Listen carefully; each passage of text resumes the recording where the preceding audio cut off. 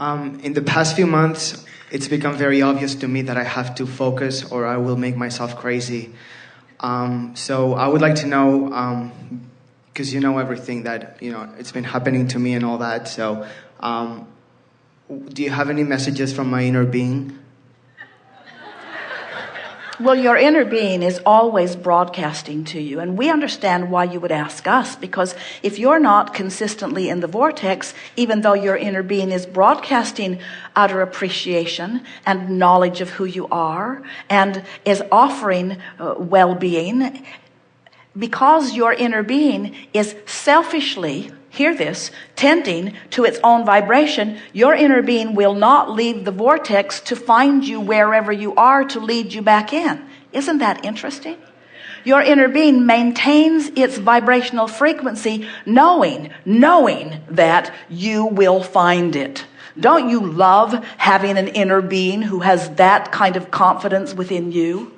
Don't you love having an inner being who is projecting to you this powerful energy of well-being, knowing that you will find whiffs of it, that here and there you will find it, and as you follow it, in other words, how do you think you found us? How do you think you found this trail? How do you think you found this information? It's because you were close enough to the broadcasting of your inner being that it resonated with you when you found it.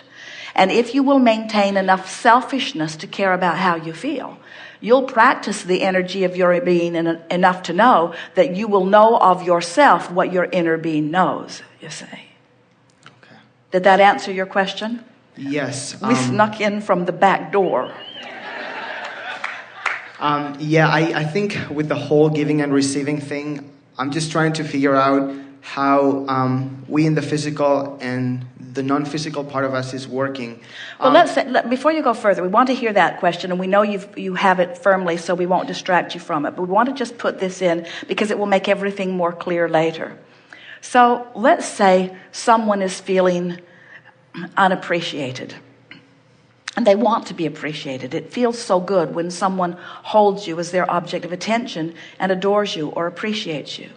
But they're not feeling that. They're seeing others get it, but they're not feeling it. They sort of have their tail between their legs, and things aren't going that well for them, and they're feeling sort of down and out, and like things are unfair, and people aren't treating them like they want to be treated, and on it goes.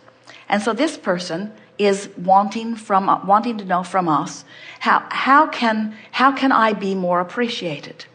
And our answer is always the same. Find something to appreciate. Because as you find something, whatever it is, a flower, a butterfly, a cat or a dog, a rainbow, a cloud, a dolphin jumping, something good to eat, as you find anything to appreciate, as you offer your appreciation, your vibration raises, because you can't appreciate without being a vibrational match to source energy. And when you are appreciating, now you are the attractor of appreciation. But you can't control what others are doing. You can't control the appreciative state of others, because you can't stand on your head in enough different ways to get someone who's out of the vortex to appreciate you. And when you try, you will pronounce yourself a failure. But you can become an avid appreciator. And what you begin to discover is it was never someone else's appreciation of you that you were looking for. It was your alignment with the energy of love, with the energy of source, with the energy of appreciation. That's what fills you up, you see. You get so full of it that it doesn't matter to you what others are flowing to you other than, and it's sort of where we began here today, it is so delicious to be the recipient of someone's appreciation because it means they're in the vortex. So it turns out you can't be selfish. You can't adore appreciation from another and separate yourself from your gladness of their alignment, you see. You see how it works? Yes. You cannot be an appreciator without being appreciated. And it turns out it's being the appreciator that matters most, you see. That's why your inner being stands in a state of never-ending appreciation and adoration of that which you are, has practiced the vibration of that so eternally that that is all that can be offered from the source within you. And when you find a different vibrational stance, then you separate yourself from that. And then we come along and say, we want you to be so selfish that you care about aligning with that energy that creates worlds. And then, like your inner being, you become an uplifter. Only you're like the satellite dish that's beamed in a little closer, you see. So when you say, Abraham, what was your question to us? The giving and the receiving, how it works from the physical and from the non-physical.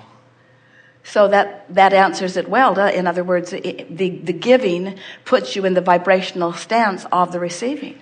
But if you've got your sights on receiving and you're not in alignment, it can't come to you. And that's when you start making claims of deprivation, you see. There are so many people standing outside the vortex asking others to help them, not understanding that anyone who does help them when they're outside the vortex has to come outside the vortex with them.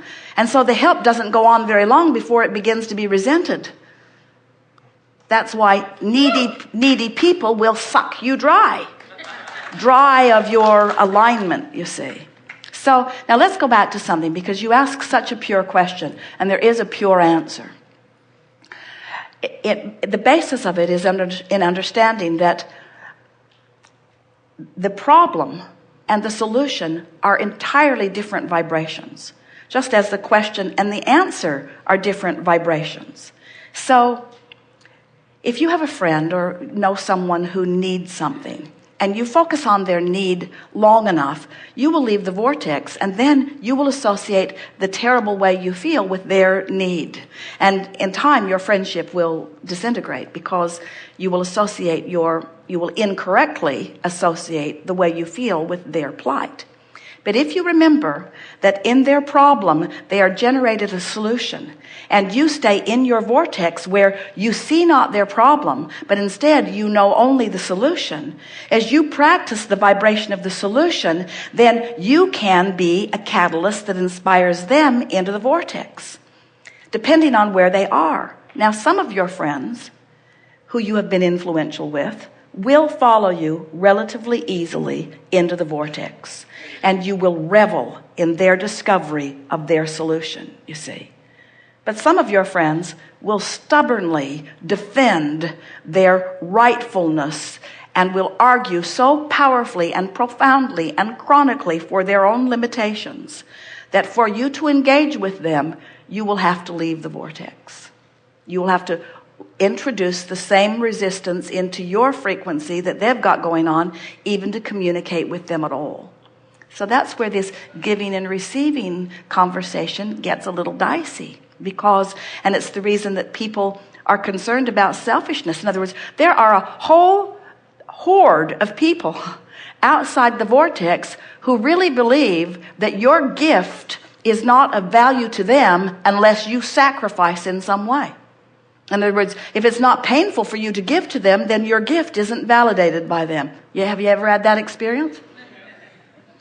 And the thing that's tricky is, if you manage to get outside the vortex in order to give your gift, then it's not very long before you're hightailing it back into the vortex, because you can feel your very life is being sucked away from you, you see.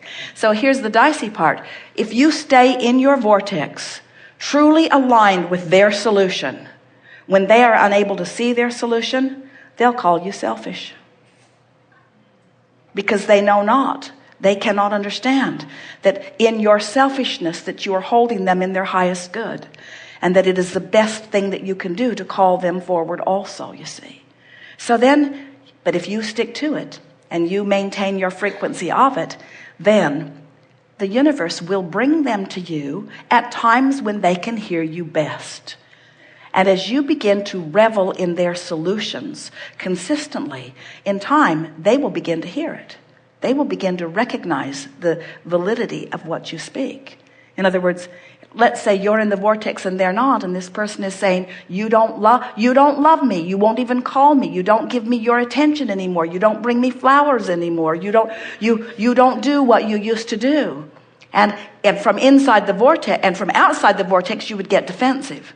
And you would say, well, you're not fun to be with. And that's, and it just gets worse. But from inside the vortex, you would say, oh, there are so many things about you that I love, and I think about them all the time. In fact, I make lists of your positive aspects.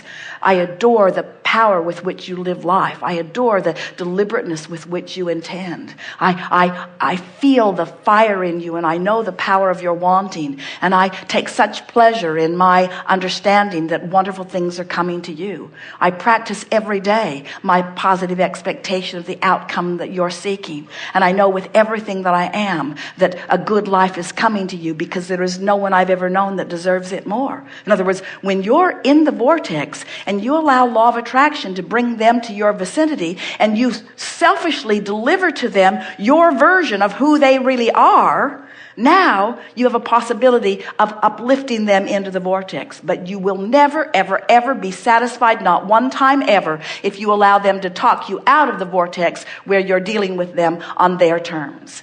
And so if we were standing in your physical shoes, we would give up the word selfish and we would replace it with the word aligned. We would give up the word selfish and we would replace it with the word empowered. We would give up the word selfish and we would replace it with the word all that I am, with the whole of who I am, with the vortex of who I am.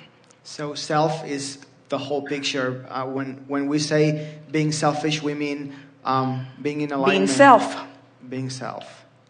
If you would add the word true self, true selfish, I'm truly selfish. But the peanut gallery, and we love them dearly, is not ready to hear that from you. They just want you to give them the money. Or they just want you to give them the relief that they're looking for right now. And what you have to decide is, I am not willing to give them short-term relief and sacrifice my position in my vortex. I am after their long-term relief. I'm after their long-term relief.